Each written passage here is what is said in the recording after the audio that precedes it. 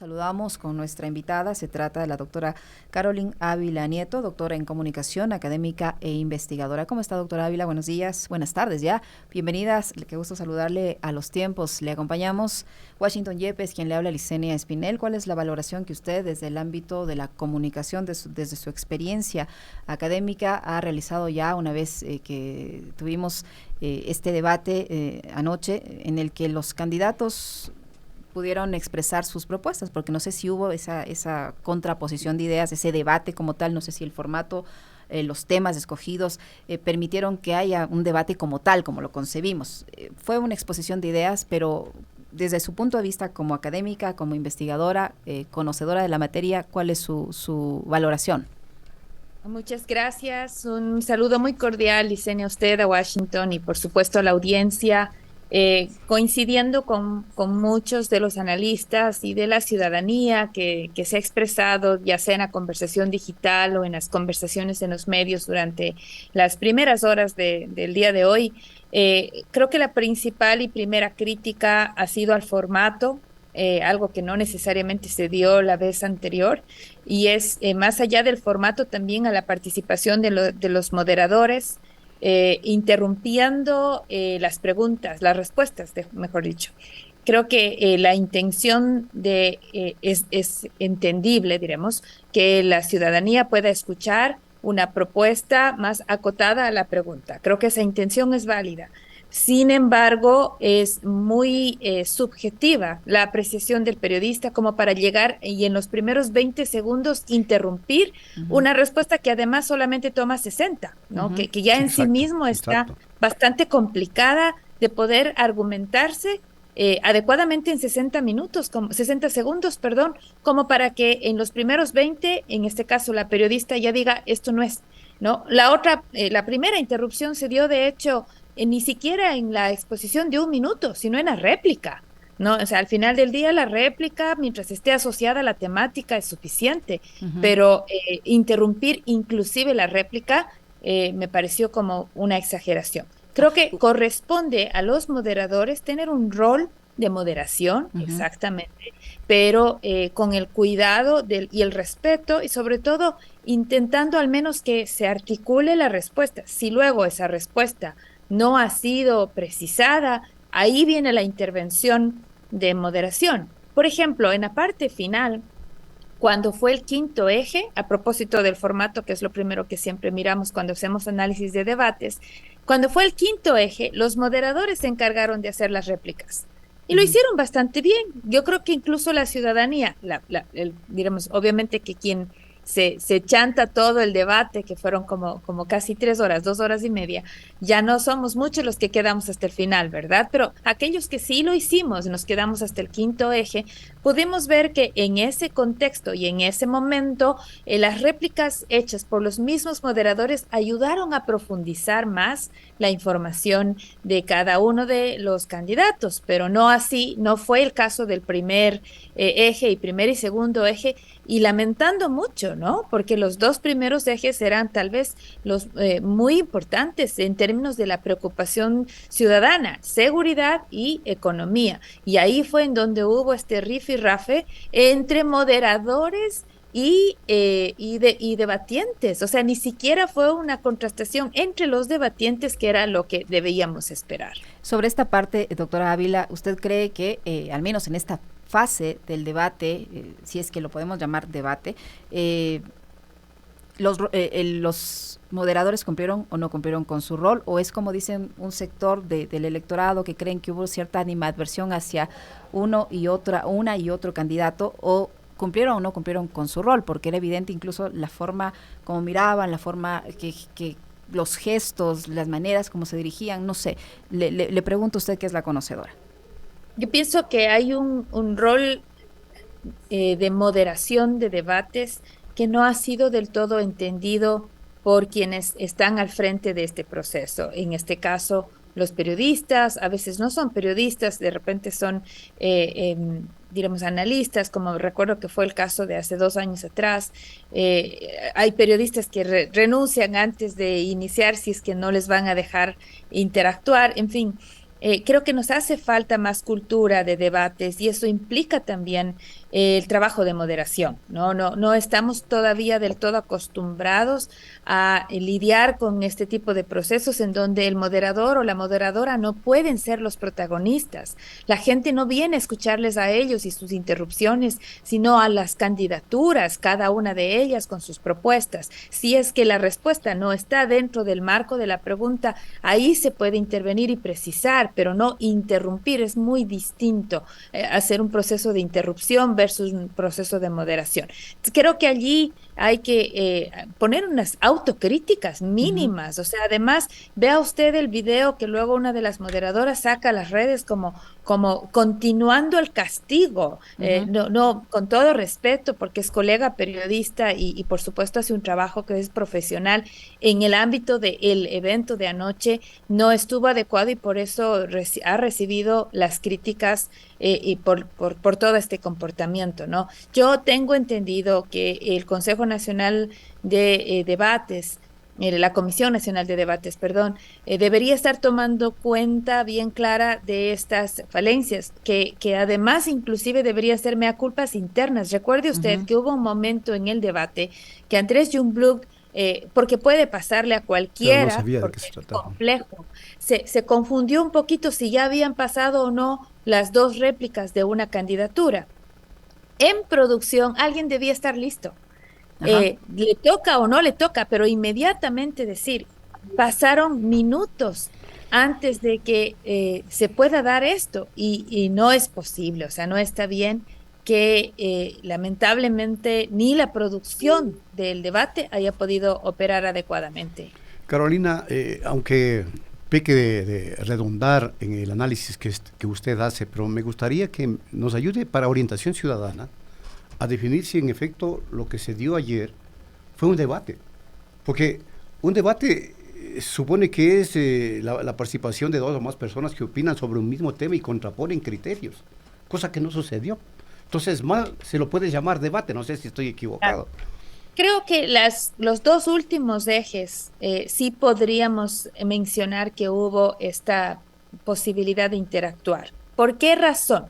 Porque en los dos últimos ejes fue posible tener un mismo interpelante por cada candidatura, ¿no? Le dieron la opción de sacar una tarjeta y tener a esa misma persona haciendo dos veces las réplicas. Luego también en un contexto en donde ya hubo menos interrupción, creo que ya ninguna interrupción. En ese momento, las candidaturas pudieron presentar, y ahí sí ya cada uno verá cómo se defiende en su propuesta, ¿no? Pero pudieron presentar un poco más sus argumentos. Si es que ese tipo de modelo, tanto en en este cuarto eje como en el del quinto eje, se puede dar un poco más, es posible contar con un debate un poco más claro. ¿Qué otra dificultad yo encuentro? Primero, responder en un minuto es imposible. O sea, Claro, eso de entrada claro. debería ser rechazado. ¿Para qué nos mandan 5 temas? No tiene Exacto. sentido. No hay ninguna contribución al votante. Discutir tanto en tan poco tiempo es una barbaridad. Pongan 3 temas. Además, eso le iba a Exacto. preguntar, doctor Ávila, los temas seleccionados por el comité de debate son en realidad, excepto el tema de la seguridad, ¿no? Que es evidente, pero el resto de los 4 ejes temáticos respondían a los principales problemas que enfrenta el país hoy por hoy. Tenían cifras, las preguntas no tenían cifras, no partimos de una realidad concreta, de un hecho fáctico que permita a los aspirantes presidenciales proponer una salida a esos hechos fácticos que estamos viviendo. Ninguna de las preguntas de los ejes temáticos tenían o proponían cifras. Y claro, ahí por ejemplo es encontrar este justo medio. Recuerda usted, Licenia, que hace 2 años atrás criticábamos que la pregunta era muy grande, se pasaba en mucho diagnóstico y la respuesta no necesariamente concretaba. Esta vez la pregunta fue más acotada, pero a su vez, como era diremos, con poco fundamento en términos del diagnóstico o, por ejemplo, con datos o cifras o referencias específicas, obligó a los respondientes a quedarse en el diagnóstico, a hacer la promesa, pero no hacer propuestas. Y la propuesta requiere especificidad, hojas de ruta, 1, 2, 3, cosas mucho más puntuales y específicas, ¿no? Entonces, ahí hay que encontrar un justo medio. Luego, entiendo que los 5 temas estaban por ley, porque les corresponde, diremos, por el reglamento, identificarlos con una encuesta que diga cuáles son los principales problemas que la ciudadanía este momento recoge para el país. Pero me parece que si bien ese debe ser un insumo para definir los temas, probablemente un debate no alcance, sean necesarios 2, si es que es importante que cada uno de los 5 temas se aborden. Ya se hizo en bloques, recuerden la vez anterior salió un sábado y un domingo, por último, si es que es necesario, se toca hacer.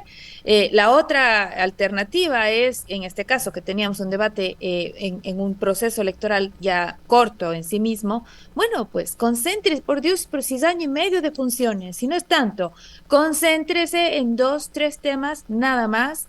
Y la acotación debía ser no tanto por el tipo de tema y la respuesta, sino porque el programa que ellos debían plantear es para año y medio nomás, pues. Algunas de las propuestas estaban para 5 años, entonces recordarles que estamos hablando de un proceso que simplemente está para completar una función que ha sido nefasta y que por esa razón se está yendo a su casa, ¿no? El señor Lazo. Bueno, pues solamente es eso, completar, solamente diremos en términos, en comillas, pero a eso se debió enfocar el debate, ¿no? Ahora, bajo ese análisis, o así las cosas, como solemos decir periodísticamente, ¿en qué contribuyó el debate para que la ciudadanía se aclare y pueda en su momento tomar una decisión mucho más conceptual, mucho más definida, mucho más inteligente el próximo domingo? Creo que muy poco en términos de hacer concreciones con la ciudadanía. Creo que es muy difícil que producto de este debate, por ejemplo, se den cambios en el voto. Tal vez podría ayudar a quienes están en alto nivel de indecisión, que sí hay bastantes, a ya sea volver al voto anterior, que creo que esa fue, por ejemplo, una de las líneas estratégicas fuertes de la Revolución Ciudadana en su propuesta, ¿no es cierto? O decantar por alguna de las opciones que están en ese segundo lugar en competición, ¿no es cierto? Y nosotros vemos que la conversación digital le ha dado mucha fuerza a las participaciones de Topic y de Novoa, Ajá. como 2 nombres que no diremos que han hecho maravillosamente, porque no creo que sea esa la cuestión, pero sí podrían beneficiarse un poco más en la evaluación general de este debate. En términos generales, doctora Ávila, ¿usted cómo evalúa la presentación de las ideas, la presentación de o las respuestas, si estaban bien argumentadas, si comunicaron o no comunicaron, si eran propuestas realizables o no, si eran éticas de los candidatos? ¿Quién sí lo hizo bien, quién no lo hizo tan bien o todos hicieron en su momento determinado algo correcto? Creo que es importante destacar un par de detalles y es que en el inicio, y eso que era el tema seguridad, ¿no? Que era como el más importante, las interrupciones de la moderadora y del moderador lamentablemente hicieron un daño en el normal desenvolvimiento de al menos 3 candidaturas allí, Bolívar Armijos, Otto Sonnenhosner y Luisa González.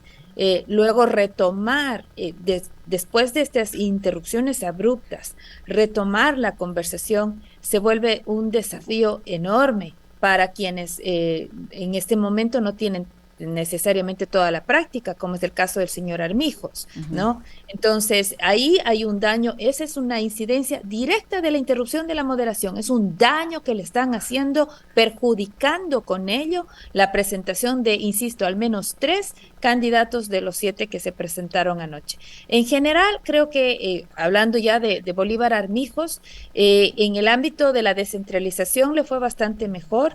Creo que articuló algunas ideas sobre el control de cárceles, sin embargo, insisto, lamentablemente los lapsus que tuvo sobre el tipo de pregunta que tenía que hacer en las réplicas o el manejo del tiempo, en fin, creo que empañaron esta participación porque no es que no tenía propuestas, de hecho habían por ahí un par de ideas interesantes, sobre todo en materia de descentralización.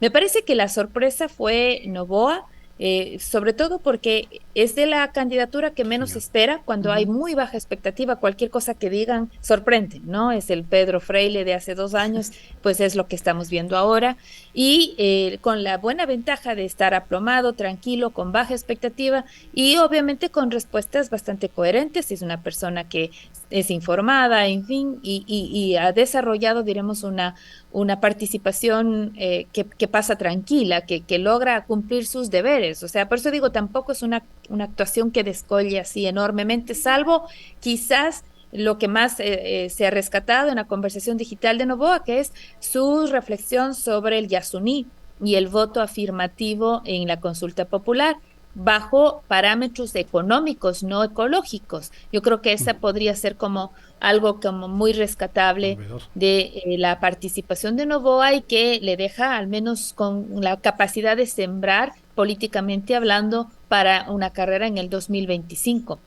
Luego vemos nosotros a un Hervas que, si bien es cierto, hace 2 años había mucha expectativa y no le fue tan mal, en esta oportunidad la dificultad que tiene Hervas es que hay muy poca propuesta que tenga capacidad de retención. Es decir, de alguna forma sale bien librado, pero no necesariamente con una capacidad de lograr retener en su electorado alguna propuesta, alguna idea específica. La conversación sobre él es prácticamente inexistente en este momento, salvo cuando comenzaron en ese rifirrafi con topics sobre quién llega o no llega al barrio, no sé, Voluntad de Dios, creo en Guayaquil, en fin, ninguno de los dos, le aseguro, estará visitando ese barrio para las próximas 2 semanas, pero sin embargo, a la competencia de que yo sí voy y tú no vas, ese tipo de discusiones no tienen ningún sentido y la sociedad no come cuento, además, ¿no?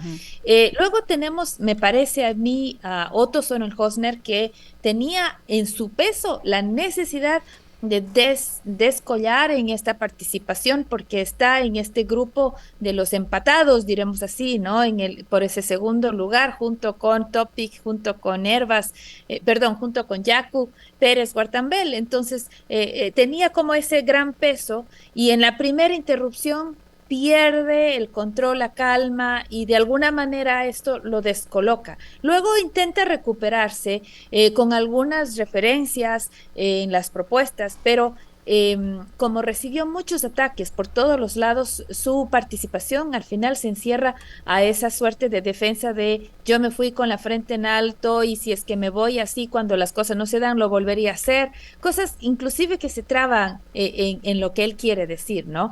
Creo que Yacu Pérez Guartambel tuvo la posibilidad de poner los paños fríos, pero en algunas de las preguntas trastabilla, medio como que patina, no logra hablar de fluido, y eso sorprende para quienes conocemos a la forma de debatir de Pérez Guartambel. Entonces, creo que fue hace 2 años mucha mejor su participación que lo que vimos ahora, ¿no? Más todavía si es que este momento se convierte en la caricatura nacional junto con Armijos por la propuesta de vamos a jugar vóley. No tanto porque la propuesta haya sido del todo desatinada, ese es el estilo normalmente de él. Estoy segura que fue plantada, discutida en el comando de campaña. Hazle este comentario y mencionan los legionarios, ¿no? Pero la forma como Topic le da la vuelta a esa insinuación de ataque es lo que le vuelve exitoso para Topic y perjudicial para Pérez Guartambel. Creo que Luisa González tuvo una sola asignación que al final le termina complicando, ¿no? Y es retener a la base bajo el ya lo hicimos, bajo no vamos a improvisar, con la Revolución Ciudadana ya se logró. Creo que era una línea interesante. Lo que le hace falta es entender que existe un grupo de votantes que está llegando prácticamente al 40%, que no necesariamente recuerda esa forma de trabajar de la Revolución Ciudadana. Entonces, a veces solamente con decir, vamos a hacer ABC, y la garantía es que esto ya lo hicimos, sino que ahora será mejor, hubiese sido suficiente fórmula, pero no lo hace. La primera respuesta era atacar a Lasso, esa era la línea estratégica, y luego decir, ya lo hicimos. Y hasta eso ya se acabaron los 60 segundos, o ya le interrumpieron. Si tan solo decía, vamos a hacer ABC, y esto ya lo hicimos, lo vamos a hacer mejor porque esto les quitó Lasso. Por último, utilice la misma triada, pero cambie el orden, Claro, porque claro. existe una importante población que no se convence solo con el hashtag. Entonces, a mí me parece que allí, si bien es cierto, tenían una estrategia, creo que el orden de la estructura de respuesta debió cambiar. Me parece que Luisa hace un buen trabajo en el ir y venir en las réplicas, con excepción de meter a la refinería. Creo que ahí fue un error porque es un discurso que requiere mayor elaboración, no era para ponerle en el debate, en honestidad, pero en todo caso ya ahí cada estrategia mandará, ¿no es cierto? Ujú. Finalmente, lo que sucede con Topic no es que las respuestas sean así, que barbaridad de respuestas. Si usted le pone play nuevamente a lo que dijo en materia de seguridad, no dijo nada, se confundió, trastabilló. Pero ¿qué fue lo que pasa con Topic? Tiene esta actitud, ¿no? Coge y dice, vamos Daniel y yo, tú y yo a elevar el debate. Dame números. Se vuelve él como que la autoridad de la clase Ujú. y quiere él conducir para elevar el nivel del debate. Ese tipo de actitudes pesan mucho en el momento de debatir porque dan la idea, dejan el referente, el imaginario, que el señor sabe, se mueve, tiene solvencia y es poderoso, indistinto de lo que diga, porque, insisto, Claro. póngale play, vea lo que dice en seguridad, no alcanza siquiera a articular con claridad una respuesta sobre manejo de cárceles, que además era como facilita para él. Se olvidó hasta de poner, creo, la experiencia personal, en fin, se complicó sobre su respuesta. Y sin embargo, creo que sale mejor librado que los demás, sobre todo por esas actitudes, esos buenos recogidas de bola, diremos, cuando le recibe los ataques, y finalmente por la solvencia, el no concentrarse en pelear, en ajustarse bien. Creo que hubo una buena preparación en este caso y eso es lo que le termina aventajando.